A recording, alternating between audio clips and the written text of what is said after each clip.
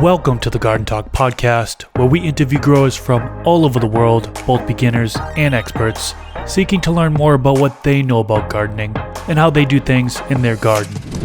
What's up, everybody? If you that don't know me, my name is Chris, aka Mr. Grow It, and you're tuned into the Garden Talk podcast. This is episode number 108. In this episode, I interview Adam Dunn. He has been gardening for 30 years and is the host of the Adam Dunn Show, which I'm sure a large handful of you are familiar with. He has experience growing with several types of hydroponic systems and also has experience with organic gardening. And that's what we talk about in today's episode, organic versus hydroponics. If you want to see highlights of these podcast episodes, search Garden Talk Clips on YouTube. That is a channel dedicated to short clips of these podcast episodes. I want to acknowledge that one of my goals for this podcast is to bring free gardening information of all plants to the general public. That being said, I'd like to thank the sponsors of today's episode who help make that goal possible. Thanks to AC Infinity for sponsoring this episode. They now have supplemental lighting called the Ion Beam. I have the Ion Beam S11 grow light bars, which are 11 inches long and use Samsung LM301H diodes, but they also have the Ion Beam S16, which are 16 inches long and use the same diodes. It comes with a light controller with 4 light intensity levels and timer settings. I'll have a link in the description section below so you can learn more about their supplemental lighting, and the discount code MrGrowIt15 works on both Amazon and their website, acinfinity.com. And we're back. Welcome to the Garden Talk podcast. Today I'm joined with Adam Dunn. How you doing today? I'm doing good. How about yourself? Doing pretty good. Thanks for asking. So you've been requested by a large handful of my viewers. A lot of people are familiar with your show, which I'm sure you'll talk about in your introduction here. But before the introduction, let's reveal the topic: organic gardening versus hydroponics. So you've done both methods, and I'm really interested to hear how you've grown those ways, tips, tricks, stuff like that. But first, can you introduce yourself? Tell us a little bit about yourself and how you got into gardening.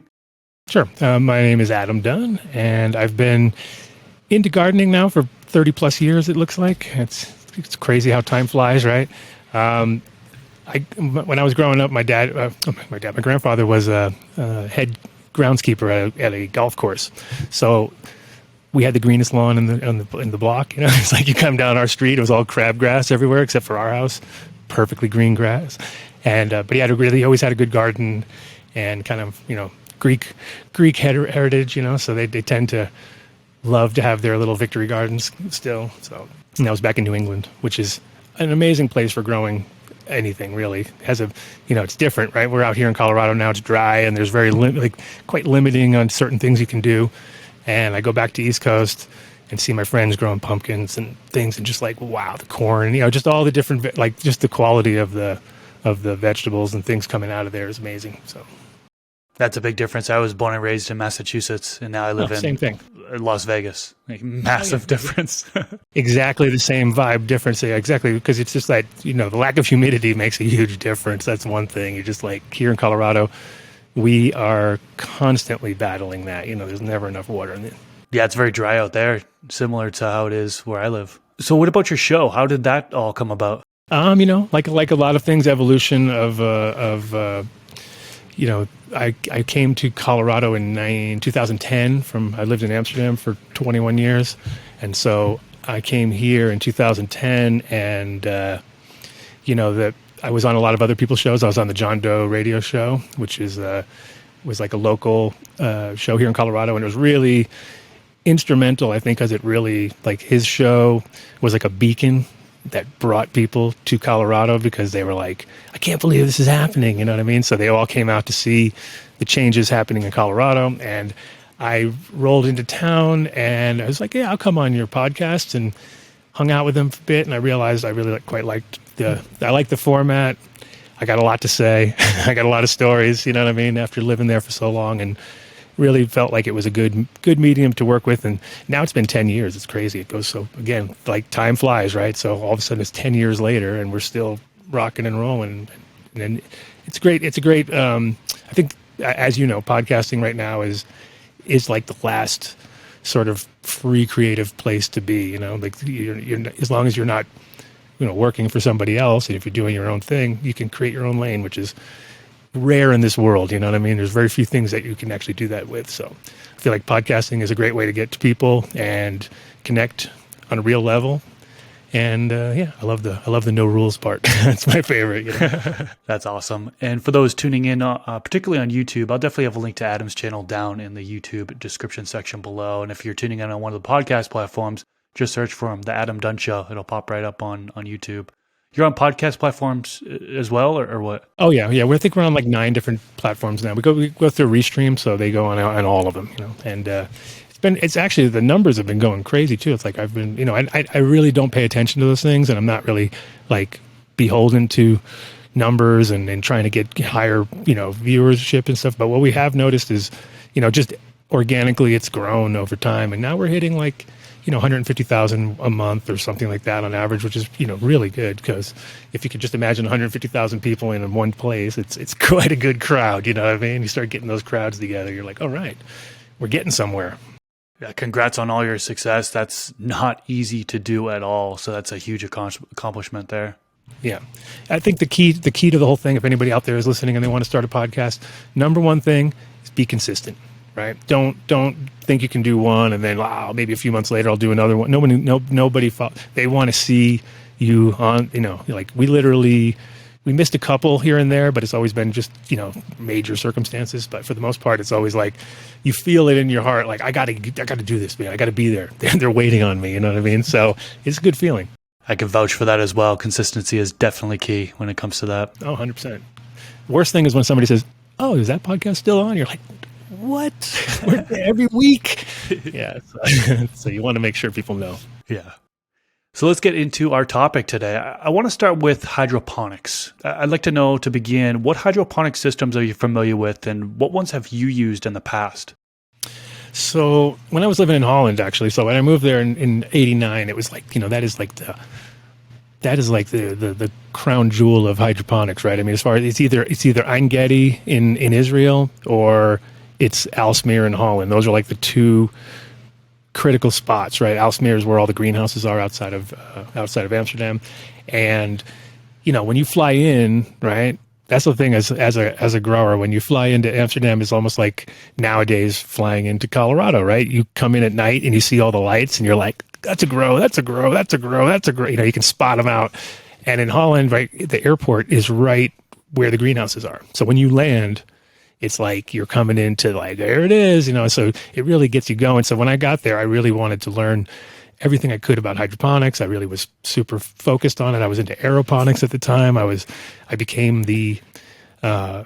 After a while, I became the distributor for General Hydroponics in the Netherlands, which, you know, now if I look back, I'm like, oh my God, I literally had them by the balls, you know what I mean? So I was really like, oh, I have the best food in the world, because really General Hydro definitely changed the game for indoor growers on hydroponics, because it really gave you an ability to adjust your formulas a little bit, even if it was just minor adjustments like 2-1-1 or 2-2-1, or, you know, it was quite simple. You had your grow, your flower, your micro, and you could bounce in back and forth between those.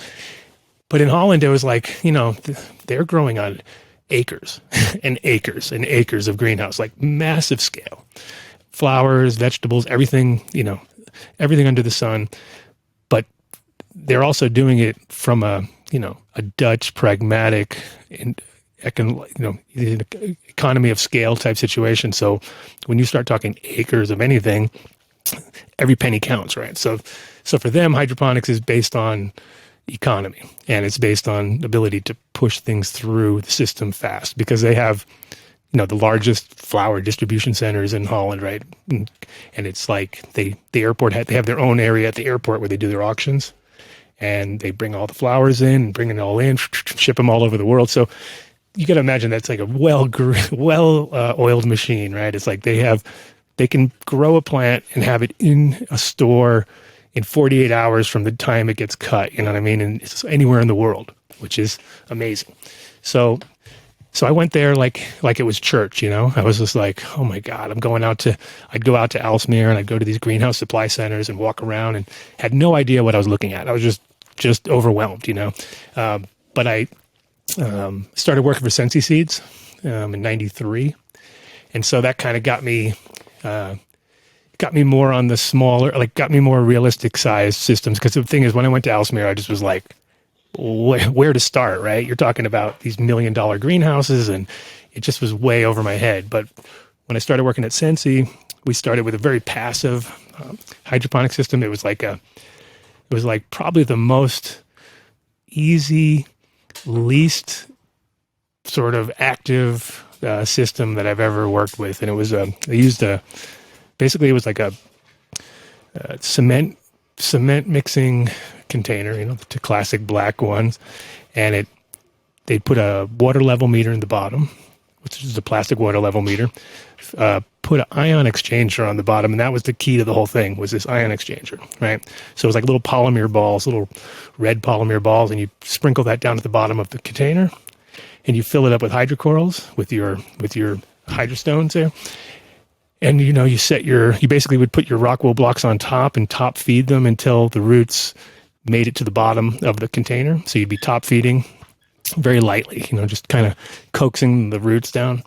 And then once the roots got to the bottom where the water would be, because you'd fill your water level maybe, a couple inches at the bottom.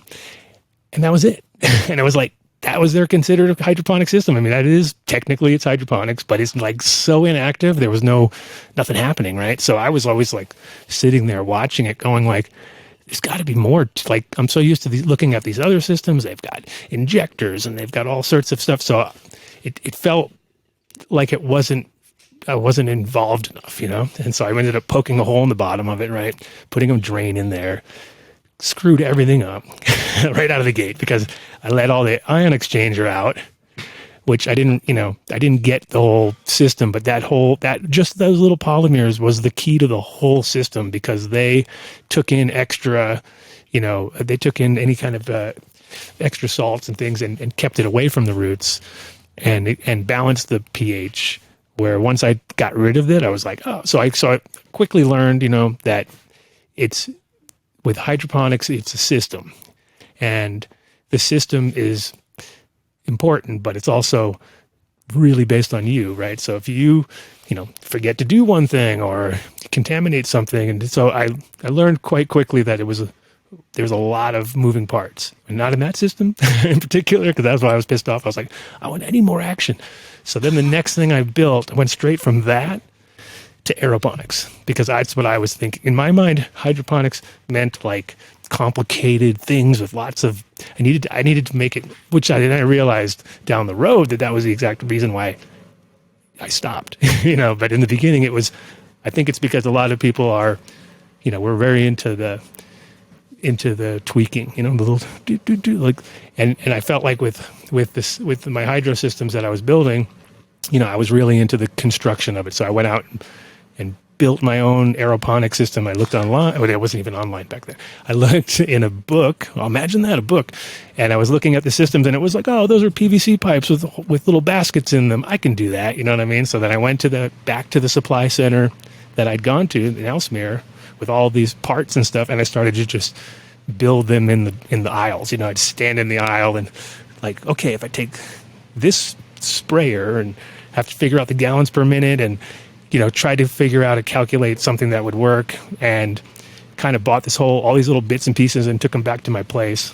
And we built this system, and it was amazing. Like, we overbuilt it because we had access to the best of the best when it came to like hydroponic equipment, right? So, but it was all like, you had to know what it was, right? So I was Frankensteining everything, like, oh, I'll take this piece and connect it to this one. So I had no idea what I was doing, but I made a system that worked, but I made it too good. Like, it was way overbuilt. Classic, like, later on when I realized how much I had UV for the water. I went full stop. The water would be cleaned by UV. It would go back into the system, and the sprayers were the ones that would spin, so they would make a lot of noise. And I'm in an apartment in Amsterdam, right? And in Amsterdam, the apartments are small. You have 16 amps of power, right? 16 amps for the entire apartment, including your fridge, including whatever else you got. So you start thinking about how you're going to how are you going to grow in a house with 16 amps? You know what I mean? It was always like a real struggle. So I built this system, had it all set up, turned it on, and within 5 seconds, I already knew I made a mistake. I was like, oh my God, I think I overbuilt this thing, right? And it started to, like 30 of those little sprayers were going off inside these things. And instantly my neighbor just starts banging on my ceiling, or his ceiling on my floor, right? I'm like, oh, now what do I got to do? You know what I mean? So then I realized this is never going to work. So I told the guy, oh, my washing machine was off balance. Or, I've made up some story, but then I realized, like, I can't even use this system. So I had to, like, dismantle that thing, go to slabs, and just go real simple slabs with drippers, which, again, with hydro, you can take it to whatever level you want as far as complications. And sometimes it's, advantageous. I've seen systems that are amazing. Plants look great.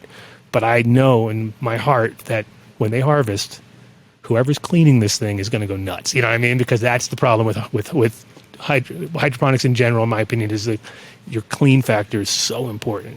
You got to really keep everything just uber clean. You know what I mean? So yeah, that was sort of my start. And then I realized, I went and I did cocoa, and because I felt like cocoa was more closer to soil, you know what I mean, it had more of a vibe. But then cocoa has its own limitations also. I feel like with like I've seen a lot of, like, I'd say a big percentage of people grow with cocoa in the industry. You see, and like within, and I never say it as a diss. I'm always like, oh, is this grown with cocoa? And they're like, how did you know? You know what I mean? And it's just like, it's because it comes out in a certain band, like a certain, it's hard to go above a certain point. And luckily though, the low points tend to be better than most. You know what I mean? So like the average guy has a cushion when he does cocoa, straight hydro, like deep water culture is also my favorite when it comes to like mother plants and big plants. And if you want to grow like, I've seen the biggest plants ever grown have been on DWC ever. Like, well, besides outdoor NorCal or something, or, Oregon, but indoors, like strictly indoors. I saw a system one time, guy sent me a photo from Canada from back in the early 90s. And his setup was so simple, it blew my mind, because you could tell that this guy has run this over and over and over and over and over and over and over again. He knows his parameters, right? He would grow, he had them on milk cartons, right? So he had milk cartons stacked up with a DWC bucket on top of each one, so it's raised up off the ground, because the plant was perfectly round, right? And the bottom of it was, so it was, let me see where the camera is. So if it was like up on one milk carton with a 5-gallon bucket, and then the lowest buds were coming right almost down to the ground, and the top ones were hitting almost the ceiling. And these things looked like an explosion. Like, it was like, wow, dude, amazing. And he sent me these photos in sync, and it was like empty room, and then veg room, and then full flower room. And between the empty room and the full flower room was like, you couldn't even imagine that those could be sustained by that simple 5-gallon bucket. But it was because he had a separate reservoir in another room with like a 200-gallon that fed with Texas controllers style, the old Texas controller that it's just like the one main unit going to the other units. So you would never be able to do this, because they would suck up all the water in 5 minutes. You know what I mean? Because these plants are just massive. But the funny part about it was he had all these photos, and then the last photo was like this humongous cop standing next to it, like huge, like 6'7" cop standing next to the plant, like with a big smile, like, yeah. And I was like, oh, that's so depressing. Like, you know what I mean? Like, I saw the first two pictures. I was like, wow, this guy's doing great. Oh, not so great. Not so great at the end. But, it was a classic Canadian setup too, because what he did is he had the 9 DWCs, and I think he had 12 lights total, right? So he had 12,000 watts, classic, Canadian style hanging, right? No hoods. So 9 hanging bulbs, and then, 12 hanging bulbs with nine plants in between. So there was light on every side of every plant. And it was amazing. Like the setup was bare bone, super simple, massive. You know what I mean? And I think DWC is like, when you see roots coming out of those things, sometimes you're just like, wow, like it blows your mind, because you know that's, if you stretched all those roots out, they would fill the room. You know what I mean? Because they're just compacted out. So you've done several different hydroponic systems in the past. I think a lot of folks make the mistake of thinking that hydroponics is only DWC. You know what I mean? But there's so many other systems out there. I mean, one of the ones that you didn't mention is flood and drain. Have you done that in the past? I not for flowering so much. I used to do that with my vegging plants a lot of times. So I had a flood and drain table. I'd put all my blocks on there, and then once the roots were popping through, I drop them onto the slabs, or into the whatever system we were doing. So flood and drain is really good for that type of thing, because they're just going for it. But I felt like whenever I saw people doing flood and drain for flowering plants, you tended to get unless they were all monocultured, if they were all the same strain, okay, then it would be easier to maintain. But if you had a situation where you had multiple things going on, it was very hard to lock them in, because you'd overwater one and underwater the other ones, you know what I mean? Because they get into they just have different capillary sort of action. And so you'd end up with they're fine in veg, but in flower, I always felt like you'd overdo it sometimes, because they're in a different mode. When they're young, you can just throw whatever you want at them and they'll take it, But I feel like, the idea of hydro is very enticing, especially to new growers. But what I tended to tell people was you're going to learn a lot more growing in soil, just because you're not so fixated on fixing the system every time, you know what I mean? Because you come in the room, you're like, oh, I got a leak over here. So you're not even looking at your plants anymore. You're looking at the leak, and you're working on that leak.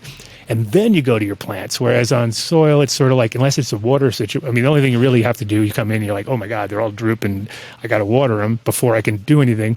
But that's about it. Otherwise, you're not so, worried about little things. And so I think it's smarter, especially from the beginning. Like if you're a new grower, you're better off to work your way towards hydro instead of the other way around. That's what I did. I did the exact wrong way. I went straight to the most complicated thing possible. And it's probably been like that all the way through. I still do the same thing. Try to sabotage myself. Yeah, I was going to ask you, when you're talking to a new grower and they want to do hydroponics, I mean, there are so many different ways to grow in hydroponics, right? What do you typically recommend for them to start out in? What style? If you're dead set on doing it, I would say, I would go more with Coco, just because it kind of keeps them in that realm, so that the transition, when they decide that they do not want to grow with hydro anymore, they won't feel so out of their element. You know what I mean? Because, and also, I feel like the formulas that people have now for Coco, because they're dialed it in so much better. Like in the beginning, there was a lot of issues because of the enzymes and because you didn't have the right. So if you didn't have the right buffers within your food, you'd have a nightmare. You know what I mean? And that's what turned me off of Coco down the road, was because I felt like I was pigeonholed into having to work with certain. I have to do this. I can't not do this. If I don't do this, they're not going to thrive. Whereas you felt like you had much more range when you were just kind of working on organic side. But I do think that with if, for instance, a kind of a hybrid version of is sometimes also good too, where you have you're giving people like earth boxes, things like that have a wicking system, so that you're kind of in the automated feeding, but you're not quite there, and it is definitely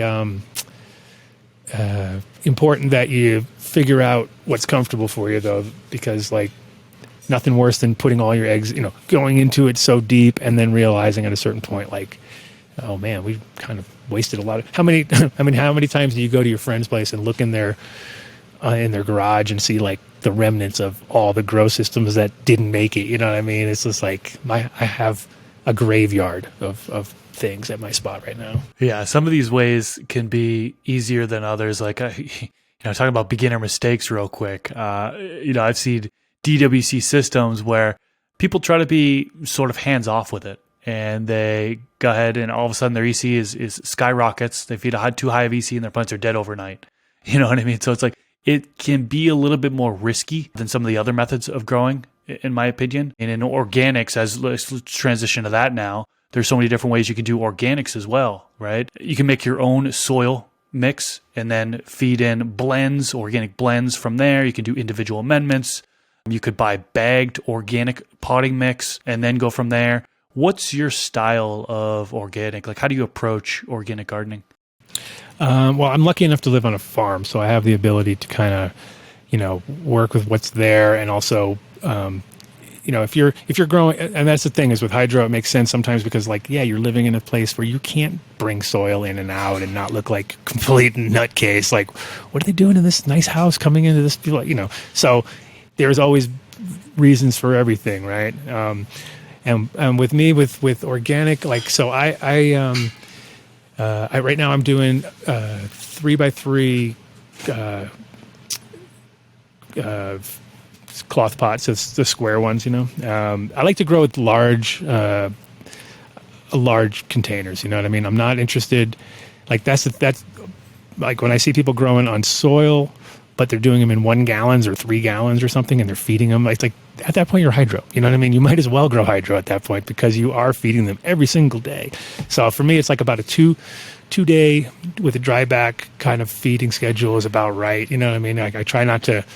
I don't want to have to. I don't want to have to go down there every day, but I also don't. I like to hand feed everything just because it's like that way. I mean, the numbers are not very. If it was a large scale grow, of course you're going to automate as much as you can. But when you're dealing with personal sized gardens, I think it's super important that you do hand water if possible because it really connects you to the plant. Like you can, you pick up the pot, you check the weight. You know what I mean? If it's in a pot or if it's in a 3x3, you've given it a couple of days, you see a little bit of droop, you come in, you feed. But I really feel like hand watering connects you to your garden a lot. Like it is really important that you pay attention, obviously, too. And I'm always counting in my head. Like all I'm doing is walking around and counting everything. Like counting, okay, this one, check the weight. Okay, that's, and you kind of know in your head that's 30 seconds or, that's a minute. Oh, this was, and then so I'm just constantly walking around and poking and prodding and I feel like it's one of those things where I really don't like when people feed on a schedule whenever they feel like it. Like it's really the plants. It's up to the plants. You know what I mean? So if I go in and this one over here has not been feeding very much, well, I'm not going to give it anything. I'm going to let it dry out a little bit because I've seen many people who it just becomes like a system where they're just like, doesn't matter, whatever. You didn't eat, too bad. Now you're getting more, you know what I mean? But then you'll see, you can track those plants down the road and you'll see they will not live up to the ones next to them because they just they need a break for a day or so. So yeah, I think for me organic equals that idea of hand watering and slow pace, not trying to. The minute you want to set it all up and forget about it, that's when you need to think about hydro at that point because that's the kind of person if you want to set it up on your phone and be all high tech and check all your stuff, that's cool and I appreciate it but a lot of times for me it's a lot like I used to work on boats, right? I used to sail on boats, and a lot of times when you're on a small boat you do everything by hand, right? Everything's by hand. You got to go in there and adjust the trim on the sail, run back here. So but if you're on a bigger boat, everything's automated. You know what I mean? You just boop, boop, you hit a button, boop, boop, boop, boop.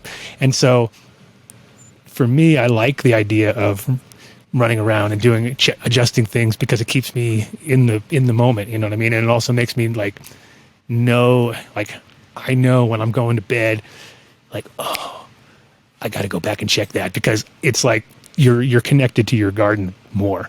The minute you have it all on your computer or it's on your phone or whatever, it's you're waiting for your phone to tell you if your plants are not good. You know what I mean? It's you lost your little heart connection to your plants at that point because you're oh, it'll take care of it. And then, oh shit, my phone's dead. Oh no. You know what I mean? Things, too late, too little, too late. And we've all left the reservoir running and ran up to somebody rang on the doorbell and you forgot and you went started doing something else, you know what I mean? And then had that heart drop moment where you're like, oh my God. And I've done it more than most, I'd say, but still makes you laugh at yourself though sometimes, which is always a good thing. Yeah, exactly. Right? When you're like, I can't believe I just did that again. Right. When it comes to like the fertilizer, do you typically do like the organic blends? Do you do individual amendments? Do you do compost or worm castings? What do you do for that? I'm guilty of all of the above in the sense of I usually will re-amend all my soil. Because I'm doing it in 3x3s, I will, and I've played around with no-till. I like it, but the problem is that I'm also nervous about any kind of pathogens or any kind of problems kind of kicking in and having to once you have a soil that you've dedicated years into it, you know what I mean? It becomes super critical that you can keep it, maintain it. And I also have sponsors from the show. So I got Bio 365 soil. I've got access to all this. So I'm like, well, in an ideal world, of course, I would, be living on my farm, re-amending my stuff and keeping it all biodynamic and within the actual confines of the property, you know what I mean? But when you have people dropping off pallets of soil to you, you're like, probably going to use soil, you know what I mean? I'm not going to go out and make my own soil when I have people delivering me beautifully made products. So I'm doing a lot of testing, which makes it harder to kind of maintain one system. So for instance, what I'll usually do is I'll have all fresh soil on my smaller runs, and then eventually I'll take all that soil and put it outside and then re-amend it and then bring it back into and use it in a different part of the garden, So it's a beautiful thing. I got chickens and we got cows and chickens and horses and things on the property. So it's like a constant flow, which is a beautiful thing, you know what I mean? And that's where I love the idea of, and that's why I feel like if you have a situation like that, then if you're not growing organically, it'd be crazy, right? If you literally have the ability to, take all your scraps and feed them to your chickens, and they're happy, you're happy. Everybody's happy at that point. And I also work with Cultured Biologics, who is also, I think Tim was on your show recently. And oh yeah. I mean, talk about a wealth of knowledge, right? That guy, amazing. So when you get somebody like that, super passionate, and I'm testing out their products and I'm like blown away by the quality. I mean, anybody who's listening to this, if you go back and listen to the show with Tim, you will realize, I'm sure, how incredibly intelligent he is, but also passionate, and the quality of the products coming out of his thing is amazing. I night and day. I literally, and it's powdered, which is great. You know what I mean? The Eon line, at least. I mean, he's got new stuff coming out, but the Eon line, which is what I've been running, wow! It's it really feels like you're treating your plants super special every time you feed them. You're just like, man. And then his supplements, his liquid supplements, nitrogen. He's got a nitrogen, phosphorus, and he's got some saponins and all those products. I can't believe every time I hit him up with it. You get that extra special feeling when you walk back in and everything is praying amazing, and just. Yeah, the amount of growth that comes off his nitrogen one, I dropped one recently, and it really smells. It doesn't smell bad. It's got a really weird smell. It's got a smell of a locker room, kind of like high school locker room funk, which is, if you know it, you know it. And you can, it's a weird, but it's it's just this weird vibe, but oh my God, the plants, they just go off. So so I have an ability to work with a lot of cool products, which makes it kind of my curse is that I'm always changing my stuff up. My mom goes nuts, right? My mom grows with me, and she'd be such a better grower without me around, because she's so consistent with her stuff. She's just, just consistently nails it. I mean, her dad was the grandfather with the garden, right? So she pretty much just has it in her system, and she never every time there's a fuck up, it's because I tried to do something hey, and then she'll come in and, what are you doing? I was like, I was just trying this new thing, and so my probably my guilt, my worst thing about growing from my personal point of view is that I'm always trying new things, which, I mean, I feel like it's part of nature of the beast, right? Like you always want to improve on things, and it's a little bit like fashion. If I look at photos from 5 years ago, I'm like, what was I doing? Like, what the hell was I doing there? Like, why are my plants so dark? You know what I mean? Like, oh, I'm way overfeeding them here. I'm always critiquing all my old stuff, and it's amazing how each time you do something, you feel like it's the best you've ever done, or sometimes, hopefully it is, and there's no more room for improvement. But then, lo and behold, you look back a year later, and you're like, there was so much room for improvement. It's very similar to the whole concentrate game and all the different things. You see the evolution of things and how quickly they go up, and you're like, if you look at a photo again from like 10 years ago, you're just like, what is that? Like, couldn't even identify it. So yeah, I think it's nice to try different stuff, but at the same time, if you can lock in on something that works for you, good rule is to continue that same thing, because you will improve on it, or just be like me and always try something different. I'm just like you, where I'm always doing something different. I mean, some of my viewers have complained because they watch my videos and they're like, hey, you're not still doing that method? Why? What happened? Is there something wrong with it? It's like, no, I'm just trying something new. There's so many different ways to go about it. When it comes to organics, I was growing, I was using the Earth Dust Nutrients by the Green Sunshine Company. They went out of business. Craft Blend by Build a Soil. Now I'm using Kiss Nutrients Pack, Kiss Organics Nutrient Pack. But man, you're making me want to try Tim's. Oh, Tim's is amazing. And you know who else is also amazing? I'm sure you've had him on the show before, is Dragonfly Earth Medicine. I haven't had him on yet. No. Oh, you need to have them on. Yeah, they're up in Canada, and they have a complete biodynamic formula. Duke uses a lot of their stuff, and I'm just they're one of the ones in the group. Like I'd say, out of all the people that are in the industry, they're like 100% doing it the right way. Like there's no. They do not skimp on anything. Like not a single input that's in any of their products is not 100% certified organic. Like there's no like, oh, well, we're not 100% sure. No, it's like, even if like product that went into the compost possibly wasn't organic, they don't touch it. You know what I mean? So it's amazing. There's some, that's the thing with I think people tend to always think that it's like one extreme or the other, and that's why I really feel like a kind of a combination of everything is what kind of works for everybody. And if you notice, like companies like Veganics, right, back in the day, everybody thought, if you look at it, go look into that label and look into it. It's not vegan. It's not vegan. There is 2%, maybe 3% non-organics. You know what I mean? But that's all it takes, right? So if you want to be extreme, you have to be like Dragonfly Earth Medicine and do it real, right? Just can't really bottle organics and truly have a proper product, because it's like that 2% is probably the most important 2%. I mean, it's what's really making it do its thing. So, organic has its place, but it has to be very, you also have to be a little bit like forgiving on some things too, because I feel like you want to give the plant the best things it can get, and not limit itself. But yeah, you definitely should try. You definitely need to try the culture. It's amazing.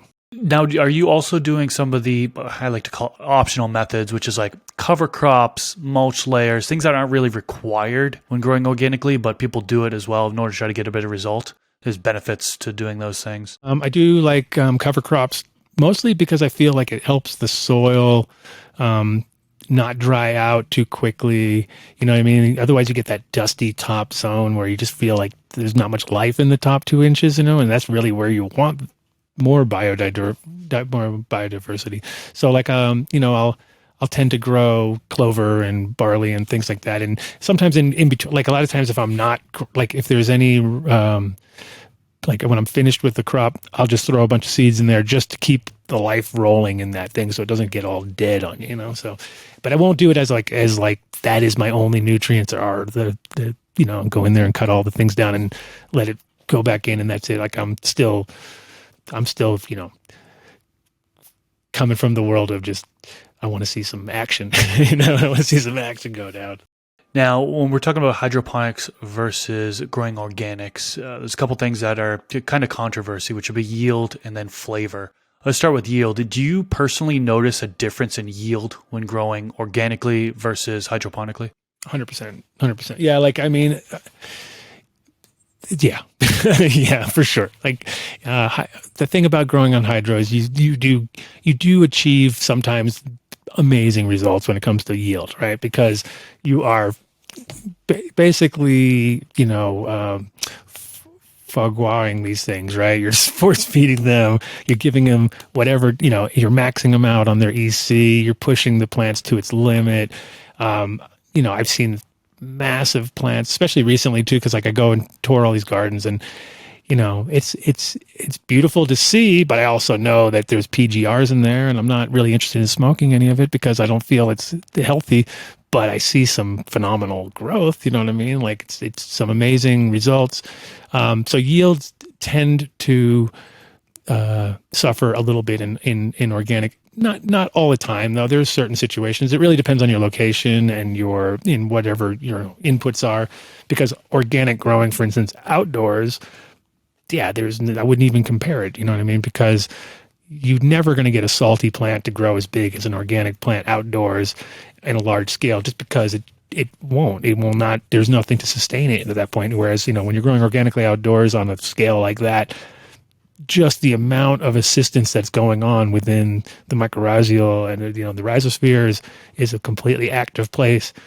Whereas if you go into hydro, the rhizosphere is devoid of action. You know what I mean? It's like there's things going, there's roots growing, but there's hardly any, life down there. And so for me, the key to the whole thing is everything helps each other, right? So if you're growing, but then on the opposite end of the spectrum, when it comes to flavor, hands down 100% organic every time. Like there's not even a question. Like, and people can say, oh yeah, I can grow it. So people can't tell the difference.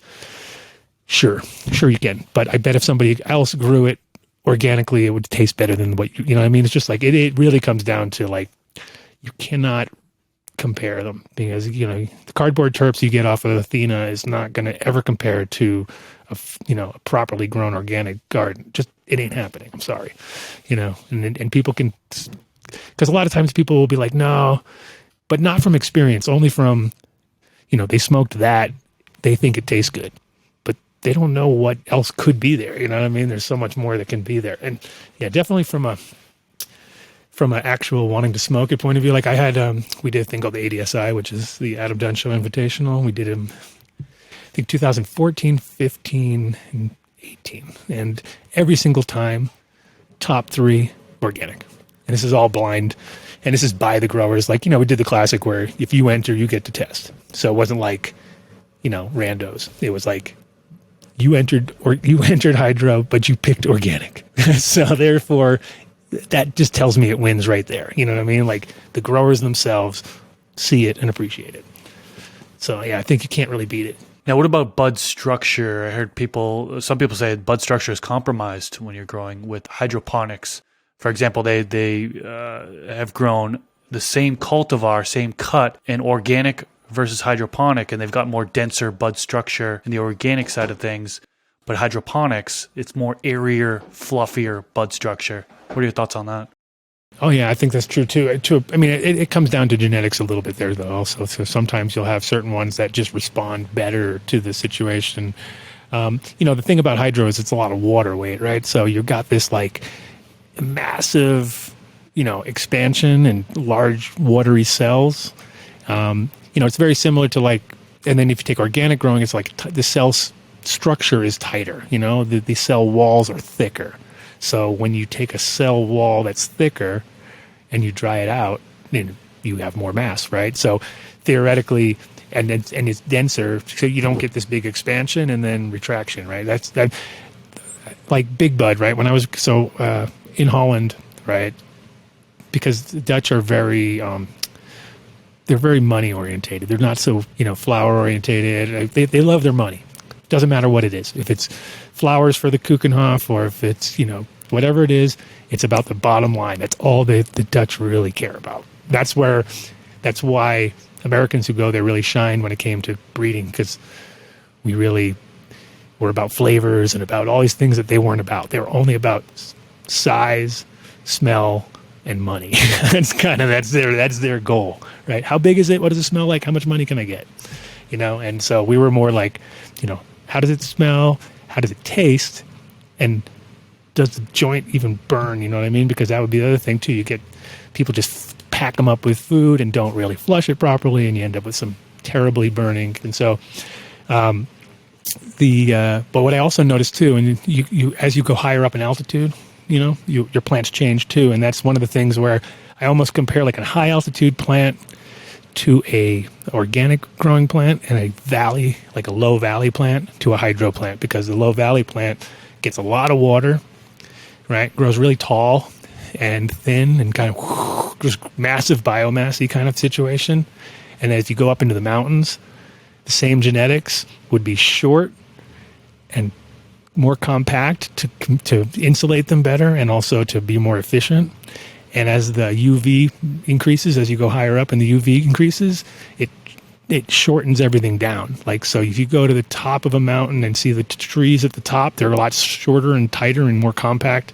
And as you go down the mountain, it gets bigger and bigger. And when you get to the bottom, they're really big and just water. So it's kind of like similar in the sense that you get this density issue. And that density is what I believe is the part that you were saying, as far as like, because I've seen a lot of plants grown in hydro, which, they fill up the area, but you can just see that there's not much there. You know what I mean? Like, they have this, especially all the Cali strains, all these new Cali strains are really lame. I'm sorry to say it. They're really lame to grow. You grow them and you're like, what? That's it? Like, they don't ever explode, they don't have that vigor that you were looking for. And I feel like it's almost like all of us old-time growers, we're always going back to the 90s, right? Oh, the 90s, big, giant Williams Wonder. But, we had like, because everything counted, right? Like, it was like, you get one shot, you get one shot, kid, and then you got to get it and make it happen. Whereas now the pressure's off as far as like, you're running a licensed facility. There's no pressure beyond doing a good job. But what's funny is that because of that, people gotten a lot less focused on, like all of the above strains that you want, which is like good yields or good strength and power and does all the things you want. They're just going for like all they're going for is extraction. That's pretty much like, that's how people's brains are. So like whatever, they take it, does it wash well, right? When somebody asks me, does it wash well? I'm usually like, off. You know what I mean? Like, really, that's all you care about is washing the plant? You don't even care about the plant? Because the plants that wash well are not the plants that smoke well. The plants that smoke well tend to be, individual nice buds that are really like got a chance to mature properly, and they're not all these like runny little plants. But the ones that are runny, or the ones that are loose, they're really good for making extracts, So you don't want to like your really good flower plant that's got nice, compact, beautiful buds. They're hard to get into to make the product. So by the time you get into them, you've tore them all up, and now you've created more, just more chlorophyll in the system or more plant matter. Whereas if you get plants that are, like just easy, there are lots of trikes on both sides, and it's easy to get to, knock it all off really quickly. You're hand paddling, everybody's doing it by hand, so they don't want stuff that you have to break it up, and if you have to break it up, you're causing more, quality control issues at that point.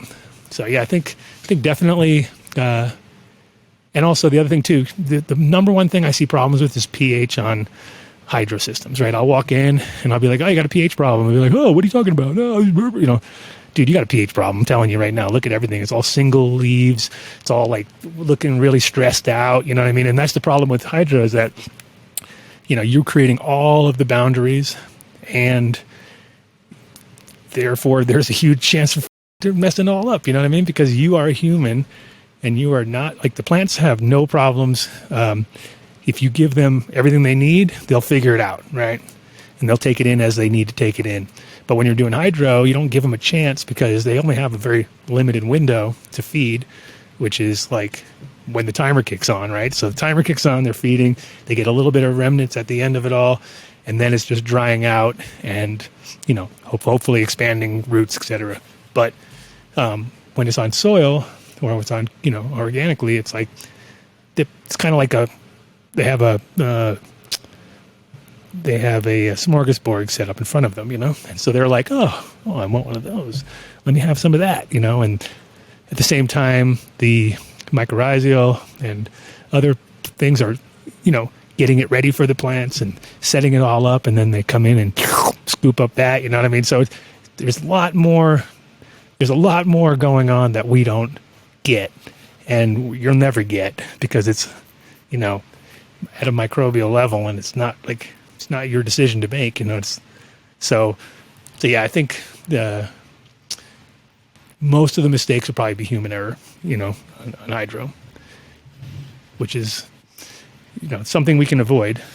But with organic, you just kind of try to create the environment for them to do their thing.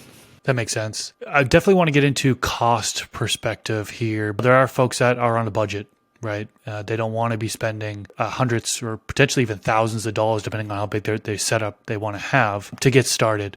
So from a cost perspective, talk to us about hydro versus organic. So by far, obviously, organic would be cheaper to get into. Now, when you start talking about cost per pound and on industrial levels and things like that,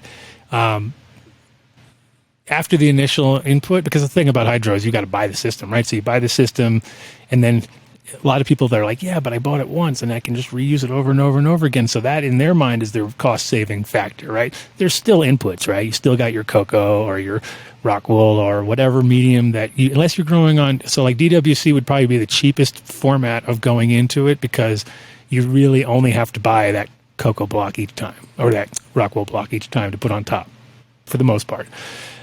Whereas, you know, and so really it comes down to like, from a beginner point of view, costs are kind of negligible because we're not talking about a big system.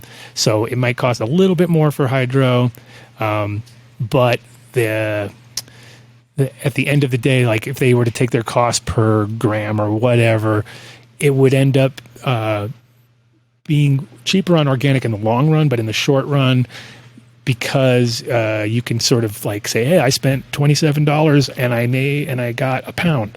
You know, okay, so there you go. That's a pretty good ratio.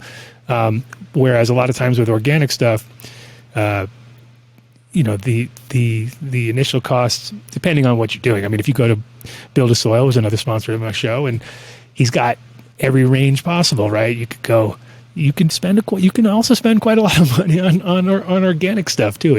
So it really depends on what you want to do. But you can also go like those guys at Dragonfly Earth Medicine. They quoted me at $5 a pound for their organic.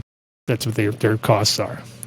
You know, so $5 a pound is pretty damn cheap. I don't think you're going to get much cheaper than that.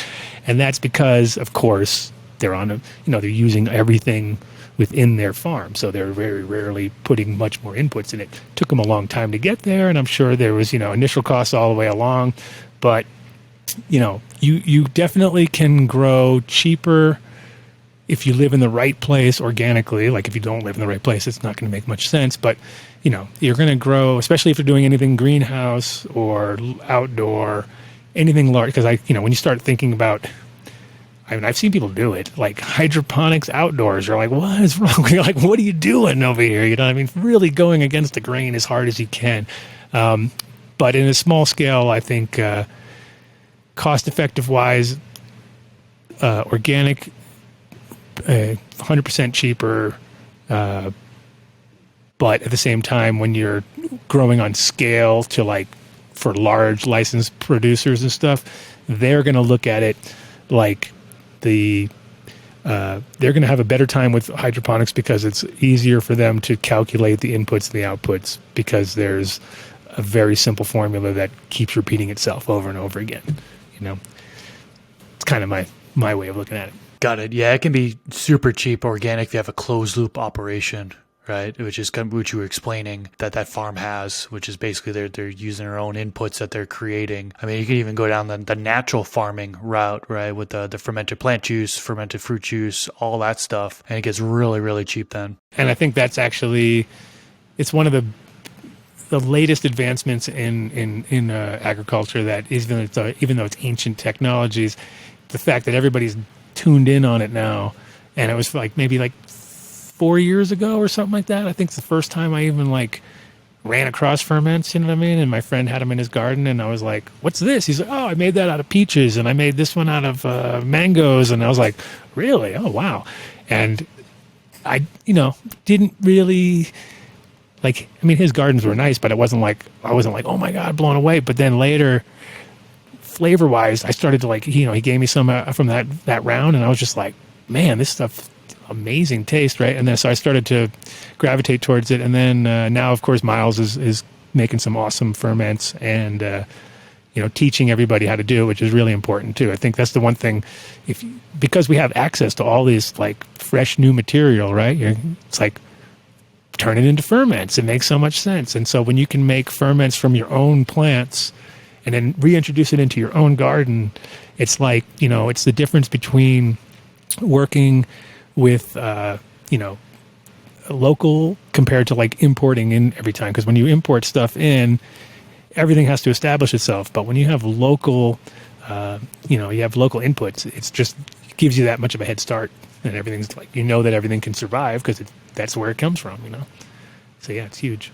I have yet to try some of these natural farming techniques, the fermented plant juice, fermented fruit juice, but, it really is my goal to like not spend any money on organic fertilizer. You know what I mean? If I could spend no money on fertilizer in the future, that would be a huge win. So I'm not there yet, but maybe I'll get there in the future.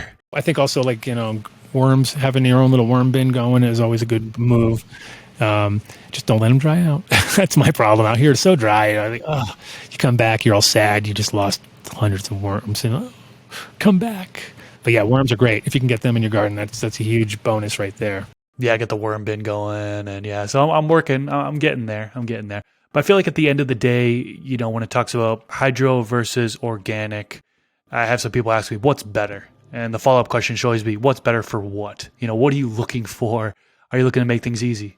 Are you looking to grow plants fast? If I had to go on one team or the other, I would go team organic just because of my feelings of a consumer. Like if it was a producing situation and that's all you cared about was numbers and production, I can understand when people might want to go down that road. But if you're doing it for yourself and you are the recipient of all of this material, you're doing yourself no favors by limiting your organic and like being and going with a hydro system, because you really, at the end of the day, like when it comes to food or anything that I'm putting in my body, I really want to focus on having an organic. I'd rather spend the extra money to have organic than try to cut corners. And I feel like with anything that you're consuming on a daily, you should think that way, because there will be a reckoning at some point, right? And when you figure out down the road, like, wow, been smoking all this PGR, might look really good, but it's not good for you. I'm telling you, it's 100% not good for you. And you can really see the difference. And we were saying earlier about the,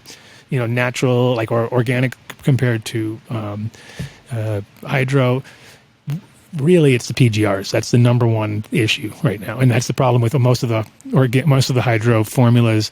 Unless they specifically tell you that they're not in there, they probably are in there. You know what I mean? It's almost like if you want to get corn products, right? If it doesn't say it's organic, you can guarantee it's GMO and it's been grown with Roundup. You know what I mean? So you probably don't want to consume it at that point. So I always feel like with anything like that, you're better off to take the slow road and have a quality product at the end that you can feel is safe.